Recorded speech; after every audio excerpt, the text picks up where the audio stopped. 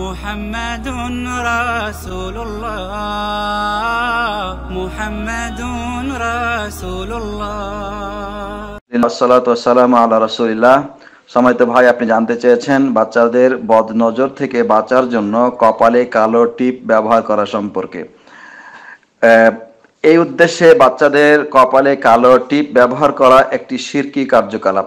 কেননা বাচ্চাদেরকে বদনজর থেকে বাঁচানোর জন্য এই কালো টিপের কোনো সম্পর্ক আছে কি? এটাতে যেমন দলিলের দিক থেকে কোনো সম্পর্ক নেই, যুক্তিগত কোনো সম্পর্ক নেই। নিঃসন্দেহে এটি একটি কুসংস্কার। সম্ভবত এটা হিন্দুদের অনুসরণ, কারণ হিন্দুরা এ ধরনের কালিকুলি ব্যবহার করে এবং এর মাধ্যমে তারা কল্যাণ পাইতে চায় বা অকল্যাণ থেকে বাঁচতে চায়। কিন্তু মুসলিমরা বদনজর থেকে বাঁচতে চাইলে বা এ ধরনের অকল্যাণ থেকে বাঁচতে চাইলে তাদের উচিত হবে আল্লাহ শরণাপন্ন হওয়া। আর আল্লাহ শরণাপন্ন হওয়ার মাধ্যম হচ্ছে আল্লাহর কালাম কোরআনের সূরা তেলাওয়াত করা। কোনো মানুষ যদি সকাল সন্ধ্যায় সূরা ইখলাস, সূরা ফালাক এবং সূরা নাসের প্রতি আমল করে, এগুলি যদি তিনবার করে সকালে পড়ে এবং সন্ধ্যায় পড়ে, তাহলে আল্লাহ সুবহানাহু ওয়া তাআলা তাকে সব ধরনের অনিষ্ট থেকে রক্ষা করবেন।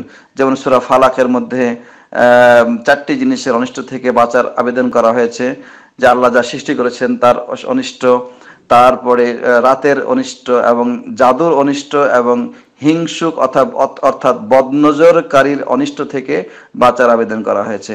আর সূরা নাসের ভিতরে ঈমান নষ্টকারী যে অসওয়াসা বা কুমন্ত্রণা রয়েছে, জিন এবং শয়তানরা যে জিন এবং ইনসান মধ্যে যারা শয়তান, তারা যে মানুষের অন্তরে অসওয়াসা বা সন্দেহ বা কুমন্ত্রণা সৃষ্টি করে ঈমান নষ্ট করে, তাদের অনিষ্ট থেকে আশ্রয় প্রার্থনা করা হয়েছে। আর সূরা ইখলাসের মধ্যে আল্লাহর তাওহীদ বা একত্ববাদের ঘোষণা দেওয়া হয়েছে। এজন্য এই সূরাগুলি যদি সকাল সন্ধ্যা আমল করা হয়, তাহলে সব ধরনের অনিষ্ট থেকে বাঁচা যাবে। জিন, শয়তান, জাদু টোনা, বদনজর এবং শয়তানের অসওয়াসা থেকে আপনি বাঁচতে পারবেন। আর এগুলি পড়ে যদি বাচ্চাদের শরীরে ফুঁ দেওয়া হয় সকাল সন্ধ্যায়, তাহলে বাচ্চাদেরকে আল্লাহ তাআলা হেফাজত করবেন। তো এই কাজগুলি করাটাই হচ্ছে উপযুক্ত। কিন্তু এই কালিগুলি ব্যবহার করা, সুতা, তাবিজ বা রিং ইত্যাদি ব্যবহার করা হারাম, কেননা এগুলি হচ্ছে শিরক। আল্লাহ নবী সাল্লাল্লাহু আলাইহি সাল্লাম বলছেন, মান তাআল্লাকা তামিমাতান ফাকাদ আশরাকা, যে ব্যক্তি তাবিজ ব্যবহার করবে সে শিরক করবে। তিনি আরো বলেছেন যে মান তাআল্লাকা শাইআন উকিলা ইলাইহি, যে ব্যক্তি কোনো কিছু শরীরে লটকিয়ে পরিধান করবে, আল্লাহ তাকে ওই বস্তুর প্রতি সোপর্দ করে দিবেন। মুসনাদে আহমদের হাদিস। সুতরাং এই ধরনের বদনজর বা অনিষ্ট থেকে বাঁচার জন্য কালিকুলি বাদ দিয়ে বরং আল্লাহ শরণাপন্ন হতে হবে, আল্লাহর জিকির করতে হবে, সকাল সন্ধ্যা এই সূরাগুলির প্রতি আমল করতে হবে যা এখানে উল্লেখ করা হলো। আল্লাহ আমাদের সবাইকে তৌফিক দান করুন।